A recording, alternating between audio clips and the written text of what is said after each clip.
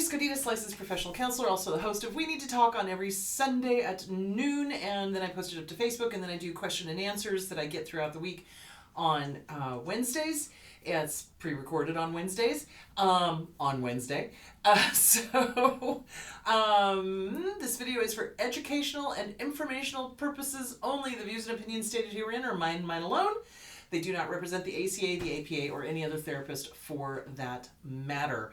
Boom shakalaka done. I'd like to thank my sponsor, BetterHelp. BetterHelp, BetterHelp, BetterHelp.com/Chris Godinez. They're an online therapy company. They're international. So they're everywhere in the world. If you can get onto an internet, you can get to BetterHelp.com/Chris Godinez. And that's what I love about that.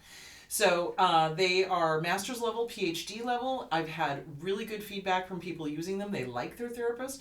And on the off chance that they don't like their therapist, all they got to do is say, didn't like them, didn't quite work out, fill out a few more questions, and they'll place you with a different therapist that's licensed master's level or PhD level. So that's really cool. They also have affordable packages, which is really good. So they do like packages of 4.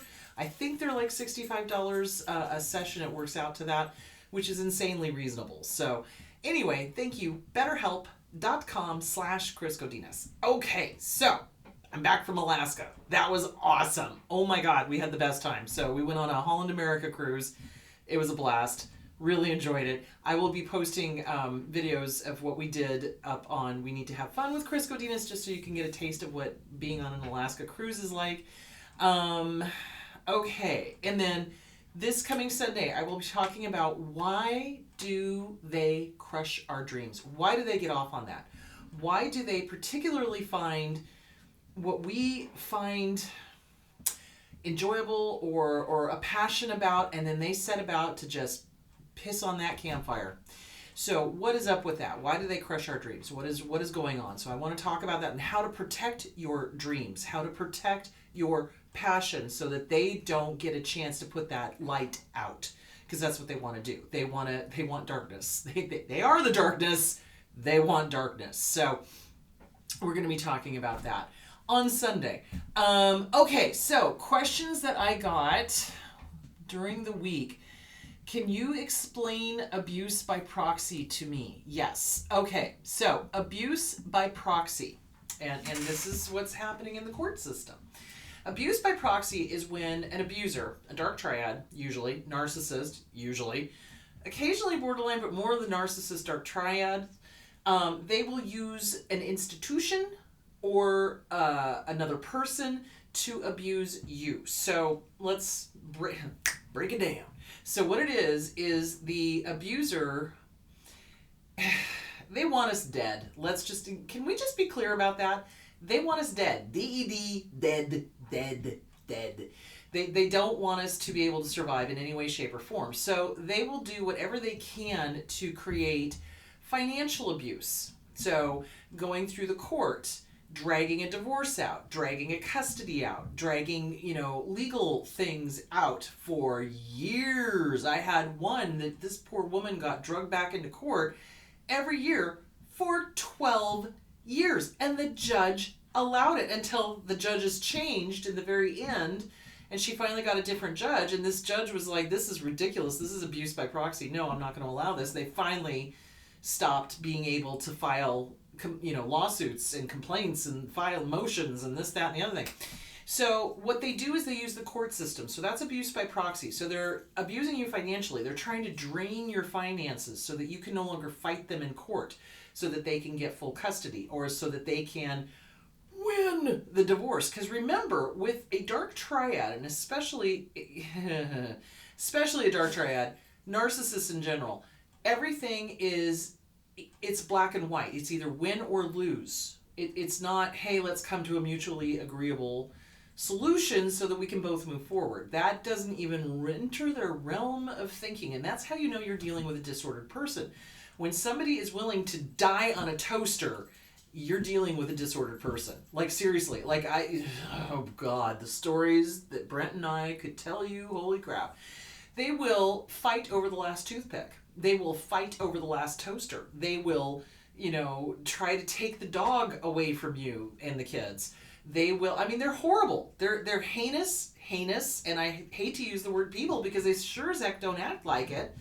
And they will do anything they can to inflict pain. So remember, when you're dealing with a dark triad, a narcissist, psychopath, Machiavellian control freak, it is about the win for them. And very often they are also sadists. They enjoy inflicting emotional pain or physical pain if they can get away with it. So they use institutions. They will call the police on the partner when the partner's not the problem, but they use the threat of the police. Oh, I'm going to call the cops on you. I'm going to make this accusation to CPS or DCS, whatever they're calling themselves now. You know, I'm going to do this, I'm going to do that. And so they use institutions to push, you know, punishment on you, essentially is what it is. This happens to both men and women. Okay, I just want to be clear. It's like abusers can be men or women. It doesn't matter. They inflict their pain on whoever their partner is. Really, they don't care. They just it's a game to them. It's enjoyment to them. This is entertainment to them, watching you suffer. I kid you not. This is why I keep telling people, stop talking to them. Stop trying to get them to see that what they're doing is hurting you. They know, they don't care. Can I say that again? They know, they don't care. And the more you let them know that it's hurting you, the more they're getting their jollies. Seriously, this is their cocaña. This is them going, oh yeah, baby. Yeah, I'm hurting that person. Oh yeah, I'm financially destroying that person. Look, I took the dog away from them. That's what they want. They want your tears are delicious to them. I kid you not. They're sick mother cluckers. They really are. Your tears, I'm going to say it again, your tears are delicious to them. So they will use other people to hurt you. Now, this also includes flying monkeys. So not only do they use the police, DCS, CPS, whatever it's called in your state, the court systems, social workers, et cetera, trying to punish you, trying to get you in trouble. Because they view the court as mommy and daddy, and mommy and daddy are going to get you. That's seriously how they view it. It's bizarre. So they try to use institutions, then they'll use flying monkeys. So the flying monkeys are the family and the friends that have sided with the abuser. And the flying monkeys will contact you. Well, you know, the children need their mother. The children need their father. They should, you know, you shouldn't have full custody, blah, blah, blah, blah, blah. Whatever their particular line of horse manure is in that particular thing. So they'll use intermediaries to come and deliver messages. They'll use the kids to try to abuse you. So they'll say horrible things to the kids about you, and then the kids will come back and say, I hate you. And you're like, what the heck did I do? Well, that's abuse by proxy, my friends. That is parental alienation, which is abuse by proxy. Hello, court system. Would you please watch my videos? Seriously. So it's abuse by proxy. When you have a child that comes home out of the blue and says, I hate you to the other parent, when the other parent hasn't done anything and is in fact the sane parent and is in fact trying to make sure that the kid is okay, then you've got abuse by proxy and you've got parental alienation going on. Court systems are barely becoming cognizant of this. They're starting to, but it feels like one step forward, two steps back. It's just, it depends on who the judge is. You know, in this day and age, to have a judge that is either a narcissist themselves, or they just don't get abuse. They don't understand it. They can't wrap their head around it because they've never been abused. They've never, you know, worked with the abused, you know, and they don't get it, and then they side with the abuser because the abuser will be calm, cool, and collected in court, whereas the person who's being accused of all these horrible things is a nervous wreck and looks crazy. And then they don't listen to the therapist. That's the other thing that drives me crazy. It's like, why do you bother asking for our input if you're not gonna freaking listen to it, you morons? Anyway. So I really have an issue with our family court system, at least here in Arizona. I don't know about other states, but I swear to God and all that's holy, some of these judges are just as disordered as the abusers are. So, especially with some of the rulings I've seen go down, I'm just like, did you read the evidence? Did you see the multiple restraining orders? Do you get the parental alienation? Clearly not. Anyway, so abuse by proxy is when an abuser uses anybody, an institution, a person, whatever, the kids, in order to continue to abuse you. That is abuse by proxy. So they're having a stand-in come in and say and do whatever they want to say and do to you. And they're usually using somebody who is a child, who doesn't understand, and who is clearly doing a Freudian siding with the aggressor thing, trying to stay safe. That's what happens. That's where the parental alienation comes in, because children will side with whoever the aggressor is in an effort to try to stay safe. Flying monkeys either are ignorant, they don't understand abuse, just like I was talking about with some of the judges, or they are minor narcissists themselves, and this is delicious to them. This is their entertainment. They seriously are sitting back with popcorn going, oh, this is great. Oh, yeah, they're yelling at each other. Oh, yeah, this is good. It's their excitement. I'm sorry, but if somebody needs that kind of drama in their life, they are disordered, capital D. So, yeah, there is that. Okay, I hope that explains abuse by proxy. So abuse by proxy is when the abuser uses any institution or any person, including children, to deliver their abuse. Basically, that is abuse by proxy and should be documented and should be written down and described. And yeah, and I swear we really need to get some state laws passed that really address parental alienation. It is a real thing. It is 110%. And those kids that go through that are so messed up from that they are going to be in therapy for years. So it just, the damage that these jackwagons do makes me angry. So anyway, that was a very, very, very good question. That is abuse by proxy. If that didn't answer your question, just let me know and I'll try to get more specific. But that is abuse by proxy. Anytime they use an institution or a person to deliver their abuse. So there that is. Okay, what is the next question?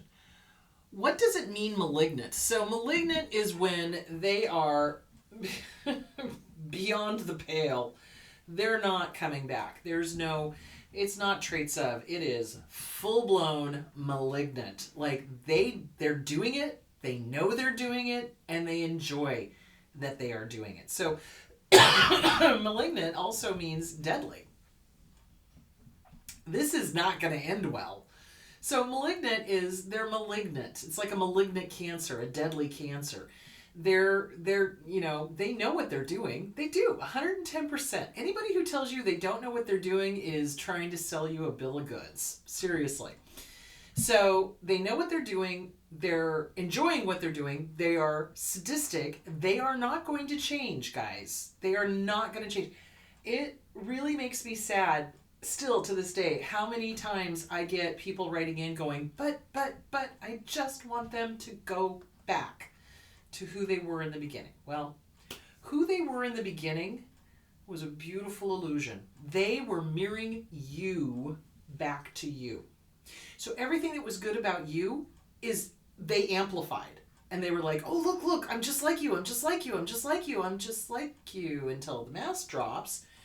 And then the real them comes out because they can't maintain that goodness, if you will, or that light, if you will.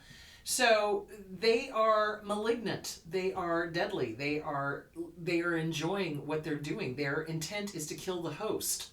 That's what a malignant cancer does. It kills the host, which makes no sense. You would think that, well, if a cancer wants to live, it shouldn't kill the host. It should be symbiotic. Well, no. These things are malignant, and they want to kill their target of abuse. They want to eliminate their target of abuse.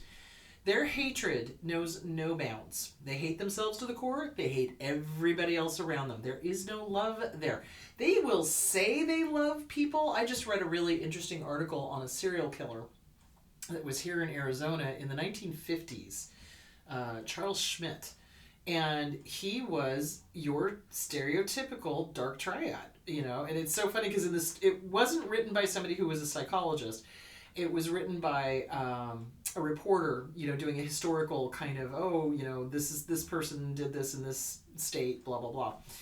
And everything that they described, psychopath, narcissistic, absolute lack of empathy. When he finally was caught, he was in prison and he couldn't understand killers that actually had remorse. Does that tell you what kind of crazy he was? Psychopath. There was no remorse, none. And so he thought that made him superior to the killers who had remorse and who were trying to make amends. Eventually, he ended up getting shanked 72 times, which he deserved. So, because he killed 3 girls. So, he was your predator. And he enjoyed it. So he started small, and he moved up the food chain, and he killed his first person and liked it so much. 2 months later, he went out and did it again. So they are malignant. They are not going to get better. They will get worse. And in fact, dark triads don't ever get better, guys. They just keep going down the line. Now, do they all turn into serial killers? No. But they all turn into miserable pieces of human excrement, if you want my personal opinion, as they age. They do not get better with age. They get worse. And our nursing homes are filled with collapsed narcissists. And they're vicious and they're mean and they spit at their caregivers and they snap their fingers at them and they treat them like they're dogs. Which, no. So, yeah, and they have no money because they're old and they're living in a care facility. They're old, their looks are gone, they can't control that way. So their ability to manipulate and control is now down to just being mean. And they're sad, but they've done it to themselves. I have no sympathy. And when you try to explain to them, it's like, if you were just nicer, people would probably treat you better. They will turn their vitriol onto you and go after you and tell you what a horrible person you are and blah, blah, blah, blah, blah. So, yeah, they're malignant. They are deadly. They are intending to kill on some level, either a soul kill or an actual physical kill. Some of them go on to become killers, you bet. And the interesting thing of it is, it's not always an outright thing. So they will do things like shove candy and sugar and alcohol at diabetics. They know their spouse is diabetic, so they'll shove the candy and the alcohol and the sugars, and they're trying to kill them. That's a good way to kill them, So there that is. Okay. So I hope that answered the question. That's what malignant means, is they're malignant. They're deadly. They're out to kill. Okay. Can you talk more about safety plans? Yes. Okay. So, gosh, I hope I have time. All right. Safety plans. So basically what a safety plan is your plan for getting the hell out. Okay. So in your safety plan, you do not want to keep the safety plan anywhere where your abuser can find it. You don't want your abuser to know you're leaving. And this is the biggest mistake I see people make all the time, is that little kid, again, that inner child goes, but if they know I'm leaving, they're going to change. Full stop. Put on the brakes. Back it up. Nope, they are not. And in fact, once they know exactly what you're going to do, they're going to make sure to sabotage the living crap out of it so you can't do it.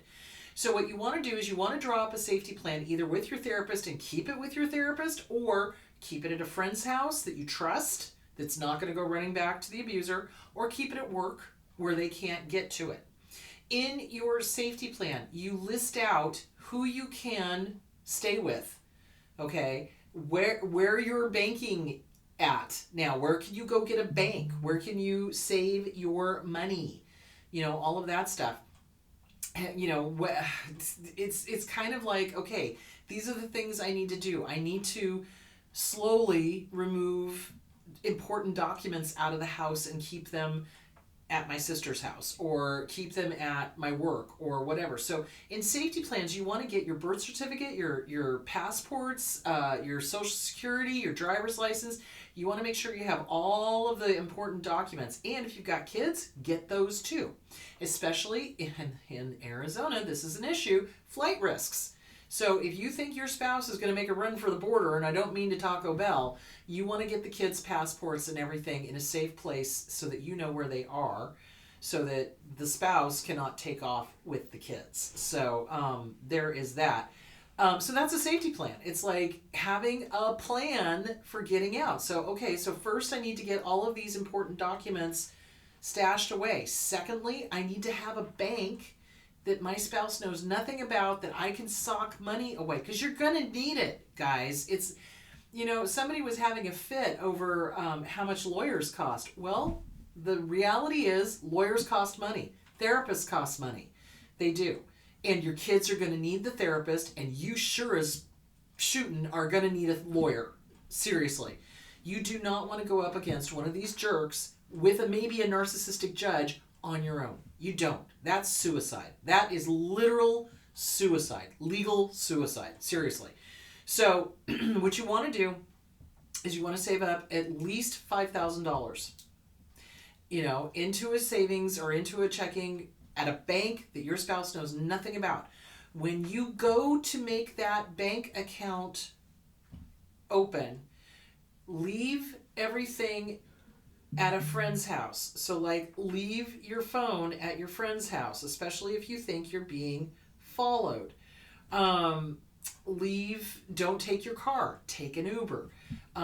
Just take the bare minimum. It's like take your driver's license and whatever else you need to open the bank account. Why am I saying this? Because so many psychopaths, dark triads, narcissists track their target. So I had one where she went to go open an account, and as she was opening an account, he comes tearing into the building. What are you doing in here? Why are you at this bank? What are you doing?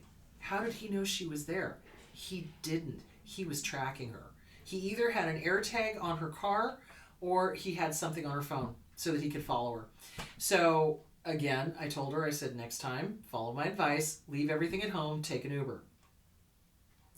Just take an Uber, have somebody pay for it, so that you're not being tracked. Leave your phone at home. You don't need your freaking phone to go open up a bank account.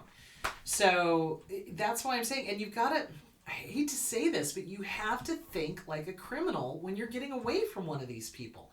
And one of the biggest mistakes I see is that in making the safety plan, so often targets of abuse, especially if they still haven't quite wrapped their head around it, will go, oh no, they won't do that.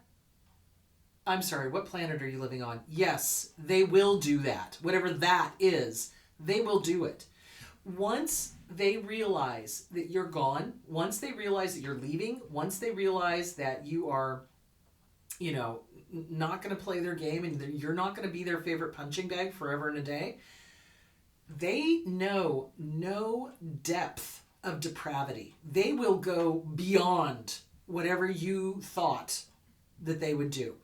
So the person you fell in love with was a mimicry of you. It was a beautiful illusion. So they mimicked everything that was good about you. So trust me, when that mask comes off, it's the polar opposite of you. They are liars. They are cheaters. They are stealers. They are depraved. They have no moral compass. Absolutely no, what's the word I'm looking for? Empathy. No empathy cog. They cannot and will not put themselves into somebody else's shoes. If their widow ego gets hurt, they are going to go absolutely DEFCON 1, scorched earth policy, and make sure that you are destroyed because their ego got hurt. That's why you don't want to let them know you're leaving. You don't. Safety plans are private, quiet, to be kept with your therapist, with a trusted friend, or at work, where they have no knowledge of it. And basically what you're doing is you're just doing a checklist. Now, if you want to go get your checklist, you can go to the National Domestic Violence Hotline. They have a safety plan checklist. Do it.